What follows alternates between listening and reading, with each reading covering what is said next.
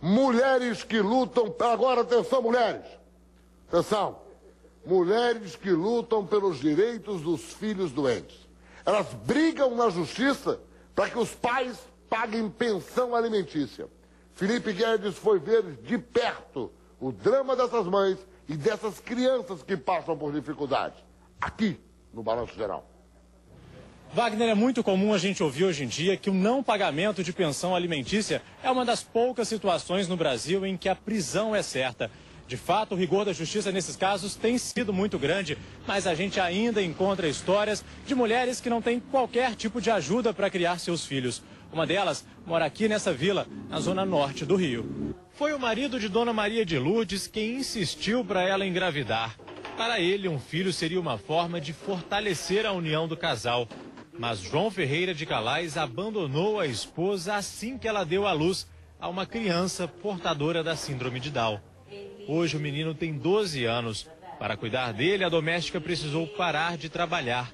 E ela denuncia que desde o nascimento do filho, o pai da criança nunca pagou a pensão. Deixou ele com 4 meses.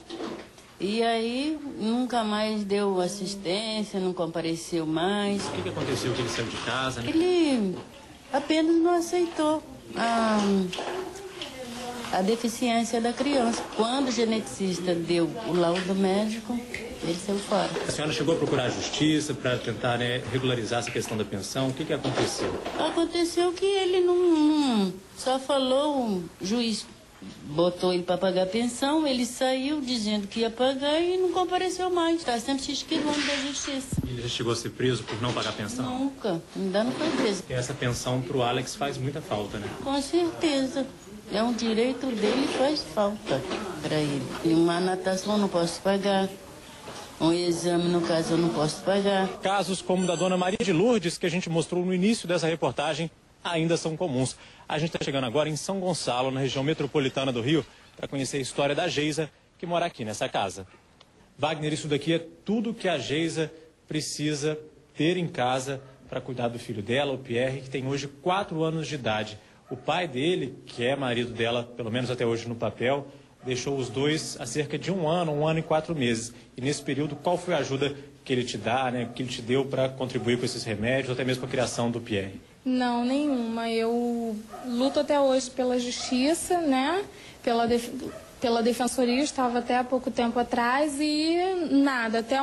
Até hoje eu nunca recebi 1 centavo dele, sendo que eu estou muito necessitada. Meu filho não tem banheiro especial para nada, não tem uma cadeira decente para estar andando na rua. Vocês estão vendo aí o sufoco que a gente vive o dia todo deitado porque eu não tenho condições de levá-lo para um jardim zoológico, fazer um passeio, ter lazer. Para a gente poder explicar, Wagner, esse aqui é um dos laudos médicos do Pierre e ele sofre algumas doenças, né, de algumas doenças, entre elas microcefalia, paralisia cerebral, entre outras. E é então por isso que ele precisa de todos esses remédios, todos esses medicamentos em casa. Ele acabou desenvolvendo essas doenças depois do nascimento. E você acha que o fato dele hoje ser uma criança especial contribuiu para o pai dele, pelo menos, ter abandonado vocês? Com certeza, até porque a gente se dava bem, a gente era um casal até que feliz e do nada, assim, quando ele começou a aparecer essa enfermidade mesmo, né, a gente ter que levá-lo na cadeira de rodas ou então no colo para a rua, ele simplesmente sumiu. Cheguei em casa, não tinha televisão, já não tinha mais som, ele deixou um bilhete e se mandou. E eu morava de aluguel nessa época, tive que sair, morar de favor na casa dos outros. Eu não tenho uma cama apropriada, meu filho passa o dia todo no chão, porque eu não tenho uma cama apropriada para ele. Ele pode cair porque ele se mexe, né? Se mexe muito e um tombo seria fatal para ele.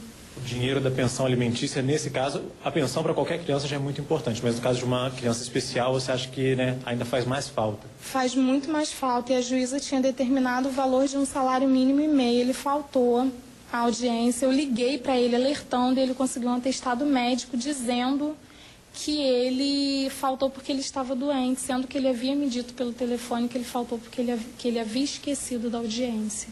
Aqui, Wagner, a gente está no quarto do Pierre. Ele ainda está em obras, como a gente pode ver, porque A Geise veio para cá, não tem tanto tempo assim.